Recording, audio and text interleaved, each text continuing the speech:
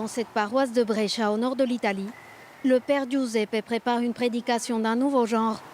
Pour parler de Dieu, il s'adresse désormais à la communauté virtuelle dans l'espoir de rallumer une étincelle spirituelle.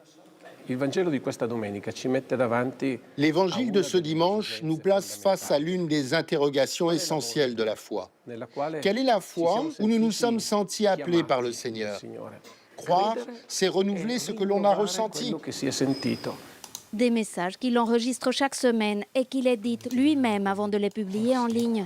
Objectif, aller chercher les fidèles qui ne viennent plus à l'église, là où beaucoup passent l'essentiel de leur temps, sur la toile. Je suis un autodidacte. Je suis parti de zéro. Je n'étais inscrit sur aucun réseau social. Ça ne m'a jamais intéressé jusqu'au jour où je me suis dit, c'est un moyen qui peut vraiment servir à parler de Jésus-Christ.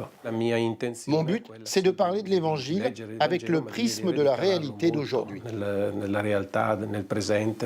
Et ça marche. Avec près de 66 000 abonnés sur Instagram, Don Giuseppe est particulièrement suivi par les jeunes. Dans sa paroisse aussi, ils apprécient son langage direct et ses explications accessibles de la Bible. Je suis ces vidéos. Certaines de ces explications de la parole de Dieu sont éclairantes. Il va mettre en évidence un détail qui ressort et il en sort une interprétation d'extrait que l'on n'avait peut-être jamais saisie jusqu'alors. Et d'un coup, on comprend ce que l'Évangile voulait vraiment dire. Rencontrer les personnes, surtout les jeunes, c'est fondamental pour moi. Je les vois qui suivent parfois les moments de prière offerts par des applications religieuses. Des applications comme celle-ci, Hallow, un outil de prière né aux États-Unis, devenu l'application religieuse la plus téléchargée au monde. Aux abords du Vatican, il n'est pas rare de voir les pèlerins qui l'utilisent. Dans cette application, on a le rosaire, l'heure sainte, les prières. Et si tu ne les connais pas, elle te les explique. Les prières pour la nuit, pour le matin. C'est une excellente application.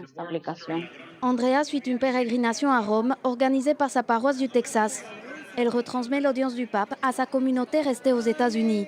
Pour elle, les réseaux sociaux sont clairement un outil missionnaire. Je filme des messages de l'Évangile et je partage sur WhatsApp, Facebook, Instagram, TikTok. Les réseaux sociaux sont aujourd'hui un outil précieux pour l'évangélisation. Grâce à eux, maintenant la parole de Dieu arrive dans chaque recoin du monde. La consommation numérique de contenu spirituel a explosé ces dernières années dans le monde. Au point que l'été dernier, le pape Léon a célébré le jubilé des missionnaires digitaux, le premier événement du genre dans l'histoire de l'Église catholique. Un phénomène global que les paroisses italiennes apprennent à maîtriser. Cette formation, organisée par le diocèse de Grosseto en Toscane, entraîne religieux et volontaires des paroisses aux nouveaux outils de communication virtuelle. Vous savez ce que c'est qu'une intelligence artificielle ?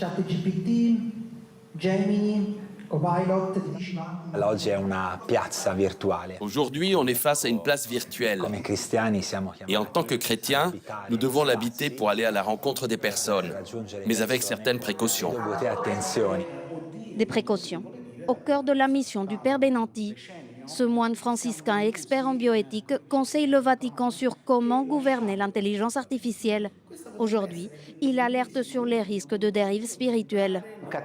Un mauvais texte produit par une mauvaise intelligence artificielle peut créer une distorsion dans notre conscience de la réalité et pourrait générer de faux évangiles. Promouvoir la foi catholique sans brader le message du Christ. Voilà donc le défi pour les missionnaires digitaux, comme le père Cosimo. Une star de la toile, avec près d'1 demi-million d'abonnés sur Instagram. Depuis peu, il fait ses premiers pas dans l'intelligence artificielle pour rayonner au-delà des frontières du pays. Maintenant, Instagram donne la possibilité de traduire avec l'intelligence artificielle les vidéos. Donc mes vidéos que je publie en italien pourront être vues en français en France. Et je commence à avoir un public en dehors de l'Italie. Ça me donne l'opportunité de parler aux personnes partout. Brésil, États-Unis, Canada, Afrique, Australie. Une popularité virtuelle avec des résultats bien réels. Depuis qu'il est présent sur les réseaux sociaux, le nombre de fidèles de son église a doublé SMS du week-end, affiche complet.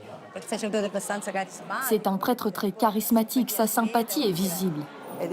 Je suis fière, car notre paroisse est petite et grâce à lui, elle est connue dans le monde entier. Pour cette nouvelle génération d'ecclésiastiques, l'ambition de l'évangélisation virtuelle est de taille. Plus de 5 milliards de personnes sont connectées aux réseaux sociaux dans le monde.